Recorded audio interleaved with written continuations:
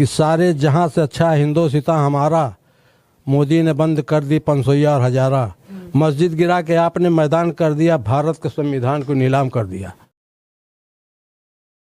ऐसा है कि मैंने इस नोट की बंदी पर जो मैंने ये लिखा था, और वैसे उनकी तरह से अल्लामा इकबाल की, तो अल्लामा इकबाल तो वो थे ही, लेकिन मैं इकबाल अहमद, तखल्लुस मेरा बिस्मिल, मैंने उस पर उनकी तर्ज पर नज़्म लिखा था कि सारे जहां से अच्छा हिंदोसिता हमारा, मोदी ने बंद कर दी पंसोइया और हजारा, नोटों की बंदियों से बिगड़ा निजाम सारा, सदियों पिछड़ गया ये मुल्क अब हमारा।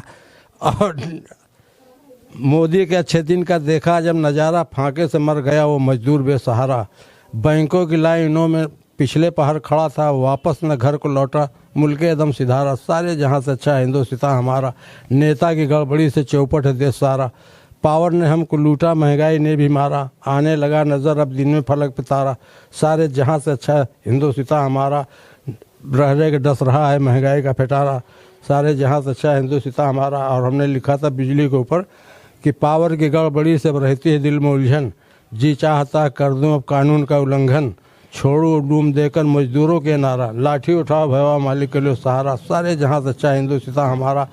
और आखिरी में है कि बिस्मिल तुम ही बताओ अब एकता की कोई सूरत, सदियों बना रहे फिर आपस का भाईचारा, सारे जहां से अच्छा हिंदोसिता हमारा।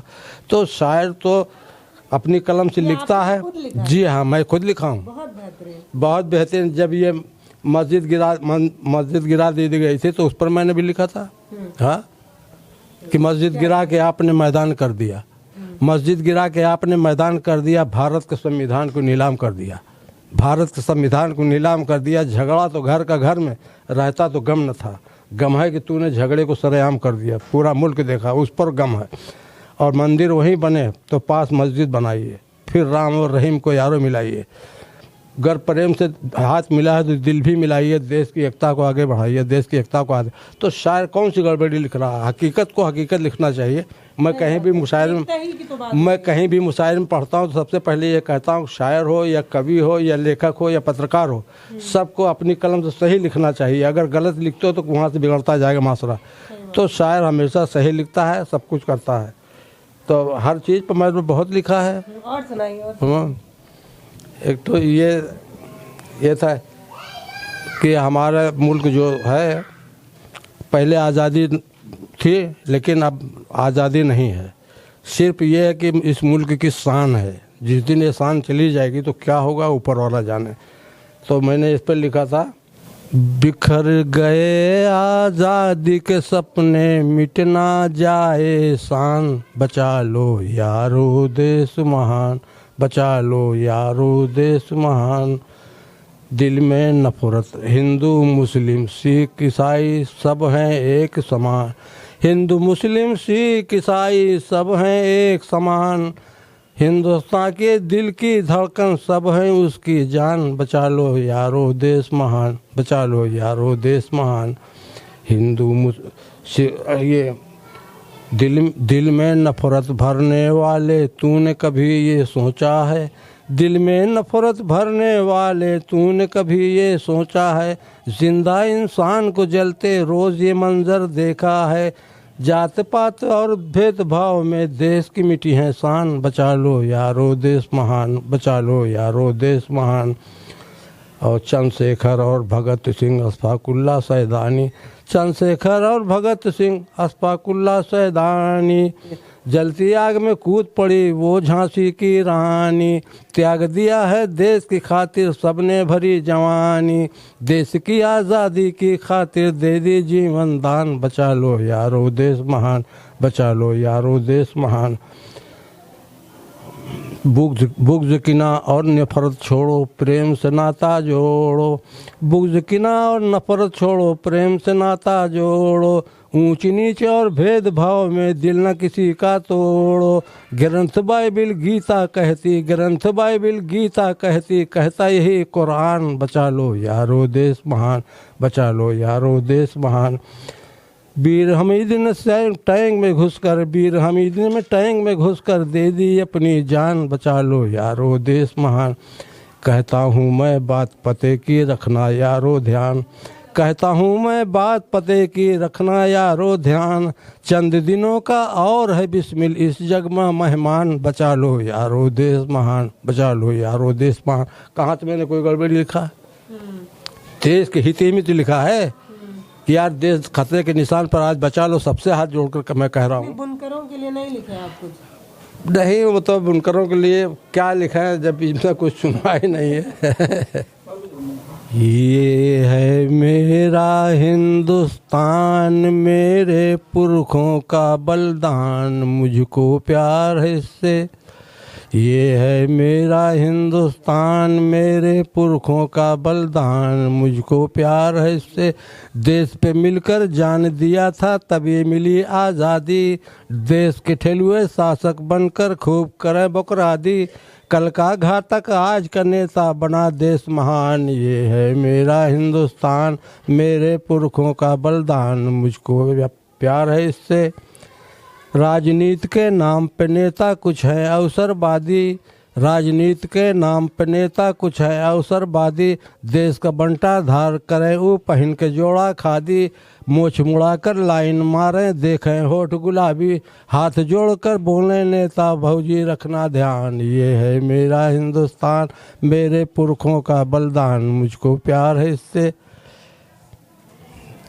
बस कितना बेहतरीन लाइन बोला इन्होंने कि तमाम लोगों ने अपने प्राणों की आहुति दी एक बेहतर भारत बनाने के लिए, लेकिन आज के राजनेता खाली खाकी पहनकर भौजी हमको वोट दे दीजिए। हाँ, खाली एक दिन ना झांसी की रानी की याद आता है, ना कोई अशफाकुल्ला खां को याद करता है, ना कोई सरदार पटेल को याद करता है, किसी को नहीं याद करता है। खाली यही से आज हमारा मुल्क बिगड़ रहा है, क्योंकि राजनीति में आदमी को चाहिए कि हमको इस तरीके से चलना चाहिए कि लोग हमारे दौर में भूखों ना मरें, किसी गरीब का कोई नोटा ना दबाए, किसी को परेशान ना करे। यहाँ देखो तो बड़ा आदमी जो है उनका मकान दबा लिए, तहसील यहाँ वहाँ सब दौड़ा रहता। तो ये सब चीज़ें नेता नहीं कर रहे हैं, आज ये है वो है, तो इसी से देश बिगड़ता जा रहा है। ये सोचो कि इन शहीदों ने कितना बलिदान दिया, कितनी औरतें राण हो गई इस मुल्क की आज़ादी के लिए, कि अशफाकुल्ला खां की फांसी यही फैजाबाद में हुई थी, जबकि उनकी मूर्ति वहाँ लगी हुई है बाहर गेट पर। बता दे कि कोई अशफाकुल्ला खां का नाम लेने वाला है? उनकी मूर्ति फैजाबाद जेल के सामने जहाँ फांसी हुई थी वहाँ उर्दू में लिखा हुआ है कि जिस तारीख को उनकी फांसी हुई थी तब से वहाँ फांसी देना बंद है। उनकी मूर्ति बिल्कुल गेट के बाहर है एकदम, अशफाकुल्ला खां के। कौन नाम लेता है? तो इस तरीके से आज़ादी के सिपाही को हम ढांक देंगे तो फिर लोगों का हौसला कैसे बढ़ेगा? उनके परिवार का नष्ट हो जाने के बाद आज हम उन्हीं के ऊपर जो है पैस से घूम रहे हैं, जो मन चाहे रहा वो कर रहे हैं। तो ये सब चीज़ें सोचना चाहिए कि आदमी को, कि हमारे जैसे आदमी कहता नहीं कि हमारे पिताजी का बनवाया हुआ मकान है, हम चाहते हैं जय भाई है, कायदे से रहे, कोई आपस में झगड़ा ना हो, हमारी बदनामी ना हो। तो इसी तरह जो प्रधानमंत्री और मुख्यमंत्री होता है परिवार को चलाने वाला होता है, ये नहीं कि वैसे छोड़ दिया जाए। सबसे पहली किताब में देखिए किसान ने कितना उम्दा लिख दिया था कि 7 लड़के थे, 7 को समझा रहा था, कहीं अगर एक एक करके अलग मारे जाएगो तो ठीक, अगर 7 लकड़ी वो इकट्ठा बांध दे तो कहीं 7 को नहीं तोड़ पाएंगे। तो जो पहली किताब में शिक्षा दी, तो ये सब पता नहीं कहाँ बह रहे हैं, जहाँ देखिए वो अपनी मन भाषा बोल रहे हैं। कम से कम ईमानदारी होना चाहिए कि गरीब का क्या हक होता है, परेशान होने का, लेकिन आदमी ना लूट सको तो लूट, वही मसल मचा हुआ है। तो ये सब चीज़ें जो है, ये कविताएं बहुत कुछ कहने की कोशिश कर रही हैं। ये कविताएं आपसे पूछती हैं कि जब आपकी आज़ादी के लिए, आप एक आज़ाद देश में सांस ले सके, उसके लिए तमाम लोगों ने अपने प्राणों की आहुति दी है। किसी का भाई, किसी का पति, किसी का बेटा, उन्होंने अपने प्राण की आहुति दी। वो परिवार अभी भी परेशान है, लेकिन फर्क किसको पड़ता है? उनके नाम के लिए स्मारक बनता है और जो टूटी फूट से हालत में पड़ा रहता है बस खाली उनके जन्मदिन पर 15 अगस्त और 26 जनवरी के दिन। एक और सुनेंगे। ये हमने लिखा था नेता के ऊपर कि माँ बाप की नज़र में बेटा बनो असल के, माँ बाप की नज़र में बेटा बनो असल के, और मैं बाप हूँ तुम्हारा रख दूंगा सर कुचल के। और मौसम में इलेक्शन के नेता चोला चलें बदल के, परचम अलग अलग है नेता सब एक नस्ल के, और लेने को वोट नेता घर घर जो जाएं चल के, हैरत से देखते हैं सब लूम से निकल के, हैरत से देखते हैं लूम से निकल के, इन भेड़ियों से बच के रहना जरा संभल के, कुर्सी के दांत खां हैं नेता सब आजकल के। हैं, कुर्सी के दांत खा हैं नेता सब आजकल के। और असल में ये ढेर दिन का लिखा भूल जाते हैं सब। कितने सालों से नहीं पढ़ रहे हैं आप? अब मेरा ख्याल है कि ये जब से हुकूमत आई है 2-3 सालों से नहीं, पाबंदी लग गई है।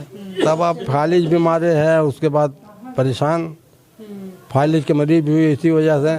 नहीं तो लिखने के लिए तो हम बस सच्चाई पर चलने वाले हैं, क्योंकि हम अखबार रोज़ देखते हैं, किसी का घर उजड़ जाता है, किसी के पति को मार दिया जाता है, कोई पत्नी परेशान है, देखते हैं तो आंखों से आंसू में वो तवारीख लिखता रहता हूँ। तो उसी पर पहले नहीं, नया इधर कुछ नहीं लिखा, वैसे बहुत है डायरी में। हम तो लिखते रहते हैं। हम तो ये कहीं कोई चीज़ आ गया तो उसकी तवारीख लिख लेते हैं या कटिंग काट के रख लेते हैं कि ये सब क्या है, ताकि हमारी आने वाली नस्लें ये देखें कि हाँ ये क्या था। हर आदमी भूल जाता है, तारीख लिखना बहुत ज़रूरी है, क्योंकि पता नहीं दौर कैसा है। ऐसा दौर तो कभी हमने देखा नहीं जो दौर गुजर रहा है।